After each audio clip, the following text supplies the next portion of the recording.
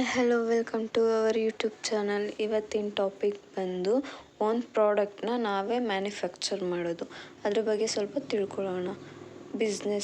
ಬಿಸ್ನೆಸ್ಸಲ್ಲಿ ಒಂದು ಸ್ವಲ್ಪ ಮಟ್ಟಿಗೆ ಎತ್ತರವಾಗಿ ಬೆಳಿಬೇಕು ಅಂತ ಅಂದರೆ ಸ್ವಲ್ಪ ದೊಡ್ಡದಾಗಿ ನಾವು ಪ್ಲ್ಯಾನ್ ಮಾಡಬೇಕಾಗುತ್ತೆ. ಅಂದರೆ ಅದರಲ್ಲೂ ನಮ್ಮ ಈಕೋ ಫ್ರೆಂಡ್ಲಿಯಾಗಿ ಈಗ ಮೇಯ್ನ್ ಇರೋದೇ ಈಕೋ ಫ್ರೆಂಡ್ಲಿಯಾಗಿ ಟ್ರೆಂಡಲ್ಲಿ ಇರೋದು. ಅದರಿಂದ ಈಕೋ ಫ್ರೆಂಡ್ಲಿಯಾಗಿ ನಾವು ಏನು ಮಾಡ್ಬೋದು, ಜನಗಳ್ಗೂ ಉಪಯೋಗ ಆಗಬೇಕು, ಹಾಗೆ ನಮಗೂ ಉಪಯೋಗ ಆಗಬೇಕು, ಆ ಥರ ಸ್ವಲ್ಪ ಐಡಿಯಾ ಮಾಡಬೇಕು. ಅದ್ರ ಬಗ್ಗೆ ಈಗ ಮೇಯ್ನ್ ಟಾಪಿಕ್ಗಳು ಹೇಳ್ತೀನಿ, ಯಾವ್ಯಾವ ಇದ್ದಾವೆ ಅದರೊಳಗೆ ಅಂತ.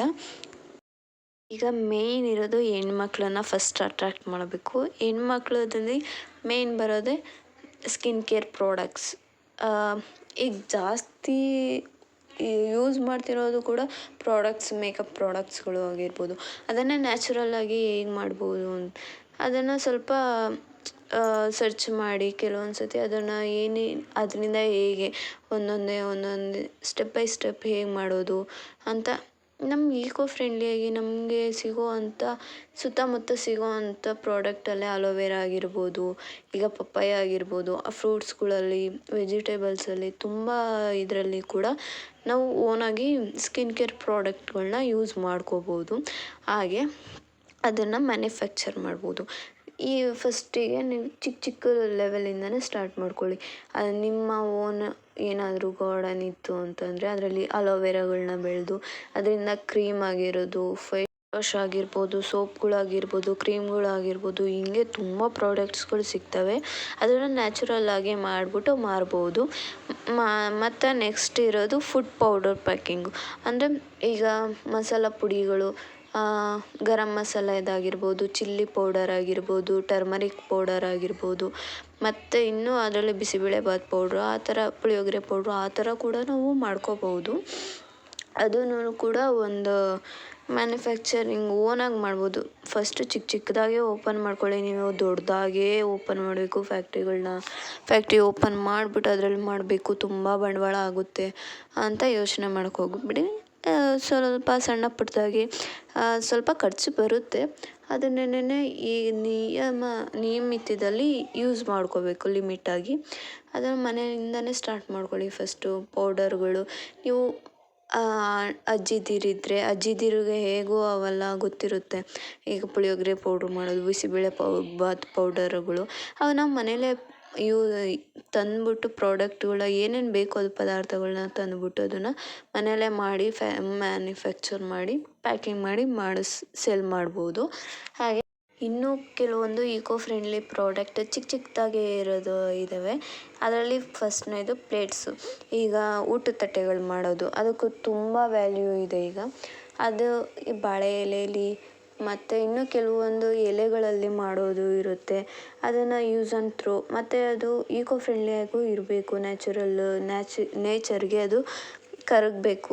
ಆ ಥರ ನಮ್ಮ ಕಡೆಯಿಂದ ನೇಚರ್ಗೂ ಒಳ್ಳೆಯದಾಗಬೇಕು. ಆ ಥರ ಯಾವುದಾದ್ರೂ ಪ್ಲೇಟ್ಸ್ಗಳೆಲ್ಲ ಮಾಡೋದಿರುತ್ತೆ.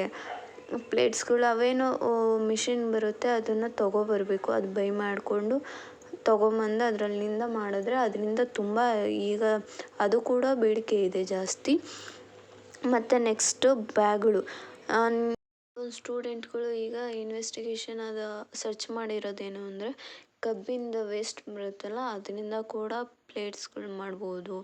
ಅದರಿಂದ ಡಿಫ್ರೆಂಟಾಗಿ ಎಲ್ಲರನ್ನೂ ಸೆಳೆಯೋ ಥರ ಇರಬೇಕು.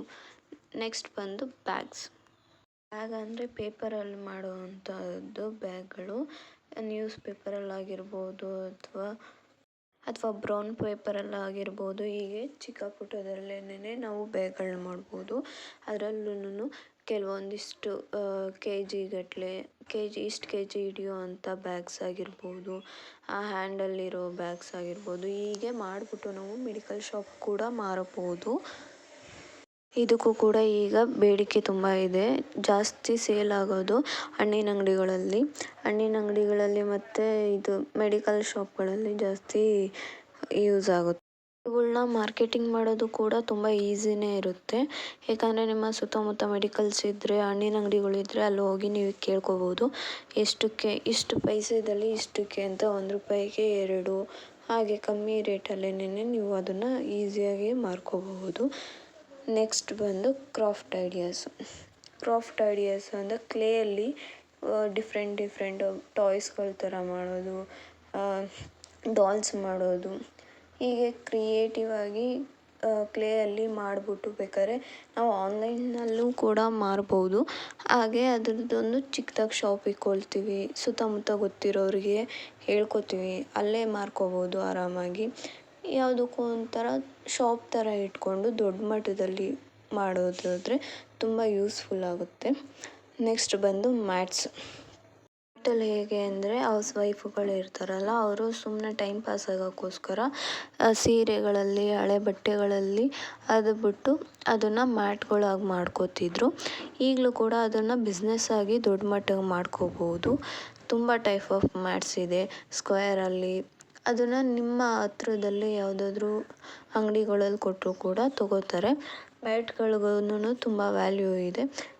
ಇಲ್ಲ ಅದನ್ನು ಒಂದು ಬಿಸ್ನೆಸ್ ಆಗಿ ಕನ್ವರ್ಟ್ ಮಾಡ್ತೀವಿ ಅಂತಂದರೆ ನಿಮ್ಮ ಅಕ್ಕಪಕ್ಕದ ಮನೆಗಳಲ್ಲಿರ್ಬೋದು, ಸುತ್ತಮುತ್ತ ಊರಲ್ಲಿರ್ಬೋದು, ಯಾರ್ಯಾರು ಫ್ರೀ ಇರ್ತಾರೋ ಅವ್ರ ಹತ್ರ ನೀವು ಮ್ಯಾಟ್ಗಳು ತೊಗೊಂಡು ಅವ್ರಿಗೂ ಕೆಲಸ ಕೊಟ್ಟಂಗೆ ಆಗುತ್ತೆ.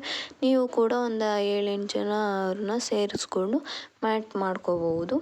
ನೆಕ್ಸ್ಟ್ ಬಂದು ಮಣ್ಣಿನ ದೀಪಗಳು. ಯಾವಾಗಲೂ ದೀಪಾವಳಿಗಂತೂ ತುಂಬ ವ್ಯಾಲ್ಯೂ ಇರುತ್ತೆ ಮಣ್ಣಿನ ದೀಪಗಳು. ಹಾಗೆ ಎಷ್ಟೊಂದು ಜನ ತುಂಬ ಯೂಸ್ ಮಾಡ್ತಿರ್ತಾರೆ ದೀಪಗಳು, ಅದಕ್ಕೆ ಇದಕ್ಕೆ ಪೂಜೆಗೆ, ದೇವಸ್ಥಾನಕ್ಕೆ ತೊಗೊಂಡೋಗೋಕ್ಕೆ ಅಂತೆಲ್ಲ. ಅದು ಕೂಡ ನಮಗೆ ಯೂಸ್ ಆಗುತ್ತೆ. ಇಂಡಿಯಾ ಅಂತಂದಮೇಲೆ ದೀಪಗಳನ್ನ ಜಾಸ್ತಿ ಯೂಸ್ ಮಾಡೇ ಮಾಡ್ತಾರೆ. ನೆಕ್ಸ್ಟ್ ಬಂದು ಹುಲ್ಲಿನ ಪೆಂಡಿಗಳು. ಈಗ ಸಾಮಾನ್ಯ ರೈತರ ಹತ್ರ ತಗೊಳ್ಳೋದಾದರೆ ಕಂತೆಯಲ್ಲಿ ತಗೋತಾರೆ ಪೆಂಡಿಗಳು ಮಾಡಿಕೊಂಡು. ಈಗ ಕೆಲವೊಂದು ಬೆಂಗಳೂರಲ್ಲಿರೋರಿಗೆ, ಸಿಟಿಗಳಲ್ಲಿರೋರಿಗೆ ಈ ಥರ ಹುಲ್ಲು ಏನಾದರೂ ಮಾಡಬೇಕು ಅಂತಂದರೆ ಹುಲ್ಲುಗಳು ಸಿಗೋದು ತುಂಬ ಕಷ್ಟ ಇರುತ್ತೆ. ಅದನ್ನು ನಾವು ಚಿಕ್ಕದಾಗಿ ಪೆಂಡಿಗಳಾಗೂ ಮಾಡ್ಬೋದು, ಇಲ್ಲ ಮೆದೆ ರೀತಿಯಲ್ಲೂ ಕೊಡ್ಬೋದು, ರೋಲಾಗಿ ಮಾಡಿ ಕೊಡ್ಬೋದು, ಇಲ್ಲ ಇಷ್ಟು KG ಅಂತನಾದರೂ ನಾವು ಮಾರ್ಕೋಬಹುದು. ಈ ಹುಲ್ಲಿಂದ ತುಂಬ ಬೆನಿಫಿಟ್ಸ್ ಇರುತ್ತೆ. ಈಗ ಅಕಸ್ಮಾತ್ ಬೆಂಗಳೂರಲ್ಲಿ ಯಾರಾದರೂ ಹಸುಗಳು ಸಾಕ್ತಿದ್ರೆ, ಇಲ್ಲ ಅಂದರೆ ಕೆಲವೊಂದು ಬಿಸ್ನೆಸ್ಗಳಿಗೂ ಇದು ತುಂಬ ಯೂಸ್ ಆಗುತ್ತೆ. ಏನು ಅಂತಂದರೆ ಅಣಬೆ ಮಶ್ರೂಮ್ ಬೆಳೀತಾರಲ್ಲ ಅವ್ರಿಗೂ ಅದು ಅಗತ್ಯವಾಗಿ ಬೇಕಾಗಿರುತ್ತೆ. ಹೀಗೆ ನೆಕ್ಸ್ಟ್ ಬಂದು ಟಾಯ್ಸ್.